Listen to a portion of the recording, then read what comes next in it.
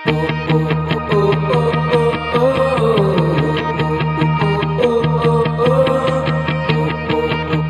dari Civitas Akademika dan mahasiswa Poltekkes Kemenkes Pontianak akan mempersembahkan sebuah tayangan simulasi manajemen penanganan bencana kebakaran di area Poltekkes Kemenkes Pontianak, khususnya di area keperawatan.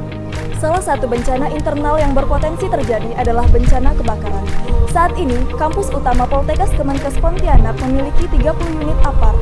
Di gedung administrasi terpadu, memiliki APAR yang berada di setiap lantainya berjumlah 6 unit yang menghadap ke utara dan selatan jalur evakuasi. Di gedung pelayanan terpadu, yaitu laboratorium keperawatan gigi, perpustakaan, klinik pelayanan kesehatan, laboratorium komputer dan bahasa, memiliki APAR yang berada di setiap lantainya berjumlah 8 unit yang menghadap ke timur dan selatan jalur evakuasi. Di gedung rektorat, memiliki APAR yang berada di setiap lantainya berjumlah 4 unit yang menghadap ke barat dan timur jalur evakuasi. Di gedung kelas terpadu dan laboratorium, memiliki APAR berjumlah 10 unit yang menghadap ke barat dan timur jalur evakuasi. Di pos keamanan, memiliki 1 buah APAR yang menghadap ke selatan jalur evakuasi.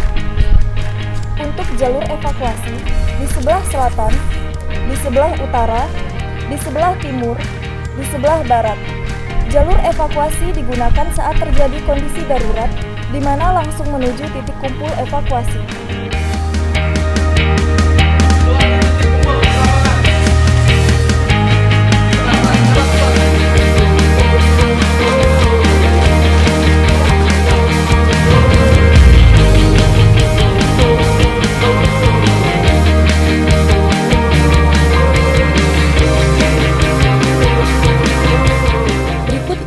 Hal yang perlu diperhatikan apabila terjadi bencana kebakaran. Dalam manajemen penanggulangan bencana, hal yang wajib diperhatikan adalah koordinasi. Koordinasi yang lazim digunakan dalam penanggulangan bencana adalah SPGDTB, atau biasa dikenal dengan Sistem Penanggulangan Gawat Darurat Terpadu Bencana.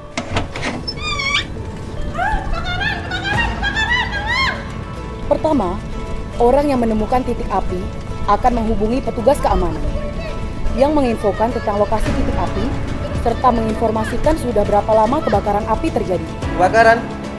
Ya baik, segera saya akan koordinasikan kepada Ketua Tim Bencana dan Pemadam Kebakaran. Ya Pak, segera Pak! Kedua, Satpam akan menghubungi Ketua Regu Tanggap Bencana yang ada di Poltekkes Kemenkes Pontianak yang kemudian akan mengaktifkan kode merah atau tanggap bahaya kebakaran. Ketiga, Ketua Regu Tanggap Bencana akan menghubungi anggota tim untuk melakukan penanggulangan bencana internal dan menghubungi ambulans untuk bersiap ke lokasi kejadian. Keempat, bersama dengan itu, security akan menghubungi petugas pemadam kebakaran untuk segera ke lokasi kejadian. Kemudian dilanjutkan oleh Regu Tanggap Bencana dengan melakukan koordinasi. Dan seluruh petugas yang bertanggung jawab melakukan kegiatan penanggulangan bencana kebakaran.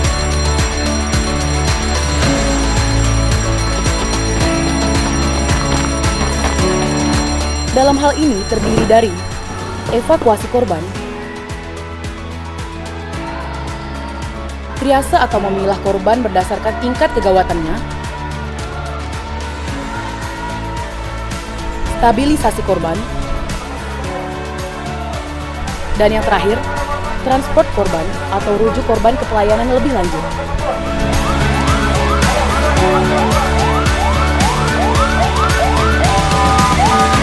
Terdapat 5 warna helm keselamatan. Helm kuning bertugas sebagai Ketua Regu Tanggap Bencana.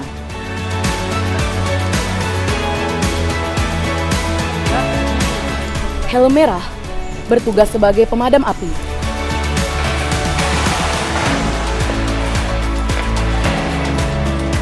Helm biru bertugas sebagai petugas evakuasi korban.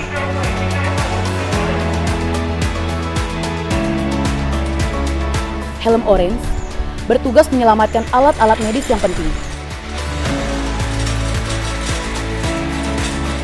Helm hijau menyelamatkan dokumen penting.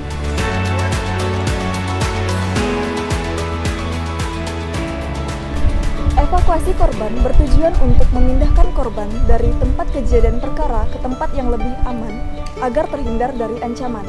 Setelah korban dievakuasi, petugas selanjutnya akan melakukan triase atau pemilahan korban berdasarkan tingkat gawat daruratan korban tersebut. Warna merah, yaitu prioritas segera, digunakan pada korban dengan kondisi korban gawat darurat, misalnya pada korban dengan udem laring akibat terhirup udara panas. Warna kuning, yaitu prioritas mendesak, digunakan pada korban dengan kondisi korban gawat tidak darurat, misalnya pada korban dengan trauma ekstremitas atau patah tulang.